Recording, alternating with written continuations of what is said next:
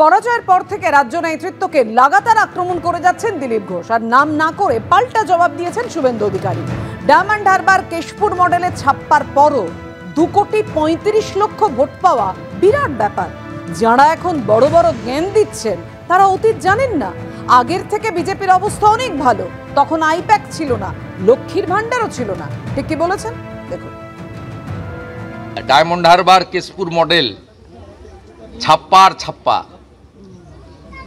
Webcasting camera ঘুরিয়ে রেখে তারপরেও 2,35,00,000 লোকের ভোট, এটা বড় মানে ছোট কিছু নয়, বিরাট ব্যাপার। আর যারা এইসব এখন বলছেন, পোস্ট করছেন, বড় বড় জ্ঞান দিচ্ছেন, তারা মনে হয় এর আগে অতীতটা জানেন না। 2004 সালে মমতা ব্যানার্জি 9টা থেকে 1টা হয়ে গেছিল।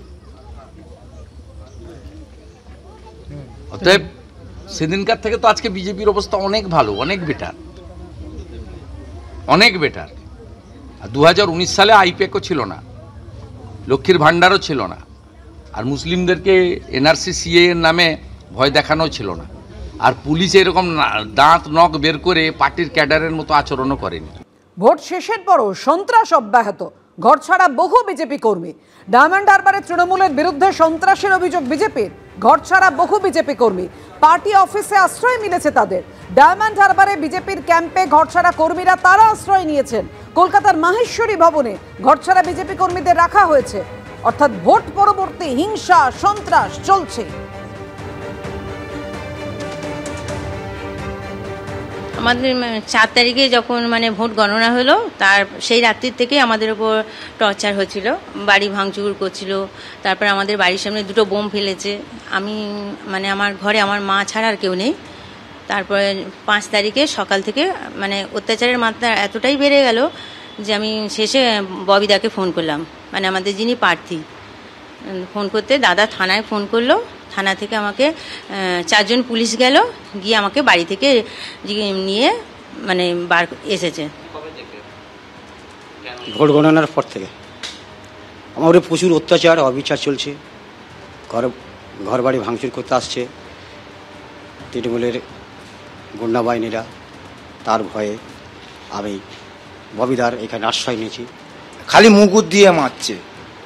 তা রাজনীতি করলে, বিজেপি করলে কি পশ্চিমবাংলায় এরকম অবস্থা? পুলিশ প্রশাসন সব তো ওদের হাতে, সব তো দেখছি। পুলিশ দাঁড়িয়ে আছে, কিচ্ছু বলছে না। এটাই তো ডায়মন্ড মডেল। আপনার ভোটের পরে সন্ত্রাস 2021-এ সব থেকে তো বেশি ডায়মন্ডে হয়েছিল না? তখন আমি 96 জনকে এখানে রেখে দিয়েছিলাম, প্রায় 3.5 মাস ছিল। এবারে অনেকটা, যেহেতু আমি নিজে এখানে রয়েছি, অনেকটা কন্ট্রোলে আছে। তা সত্ত্বেও এখানটায় ভোটের দিন রাত্রিবেলা, রেজাল্টের রাত্রিবেলা থেকে এখানে প্রচুর পরিমাণে সন্ত্রাস শুরু হয়। বাড়িঘর তাদের ডেমোলিশ করে দেওয়া হয়, পুকুরে বীজ দিয়ে দেওয়া হয়। রাত্রি প্রায় 2:30টার সময় তারা সব এখানে আসে। ভোট পরবর্তী হিংসায় হাইকোর্টের কড়া নির্দেশ, রাজ্যের সমস্ত মানুষের নিরাপত্তা সুনিশ্চিত করতে হবে। তারপরেও সন্ত্রাস অব্যাহত, ঘর ছাড়া বহু বিজেপি কর্মী। একের পর এক ছবি রেখেছে আপনাদের সামনে, যেখানে আপনারা দেখতে পাচ্ছেন ডায়মন্ড হারবারে তৃণমূলের বিরুদ্ধে সন্ত্রাসের অভিযোগ বিজেপির। পার্টি অফিসে আশ্রয় নিয়েছে বহু বিজেপি কর্মী।